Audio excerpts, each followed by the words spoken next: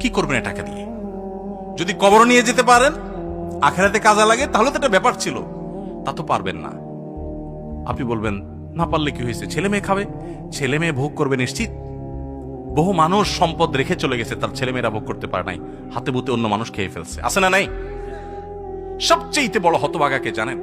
আল্লাহর জমিনে সবচেয়ে বড় দুর্ভাগা, সবচেয়ে বড় বেয়াকুব এবং নির্বোধ মানুষ হলো সে, যে যাদের জন্য চুরি করবে তারাও সে দায় নিবে না। কিয়ামতের দিন ছেলে আয়সা বলবে না, আব্বা চুরিদারি ডাকাতি 2 নম্বরই যা করছেন, ঘুষ সুদ যা খাইছেন, আমাদের জন্যই তো খাইছেন, আল্লাহ আমার আব্বারে জাহান্নামে দিয়ে না, আমাদের নিয়ে যান।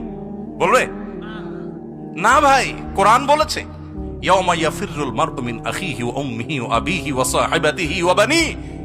সন্তান বাপকে দেখে মাকে দেখে পালাবে, যে না জানি আজকে কোনো কিছুর জন্য ধরে। সবাই ইয়া নাফসি ইয়া নাফসি করবে। যাদের জন্য চুরি করবেন ওরাও দায় নিবে না, আপনার মতো নির্বোধ কেউ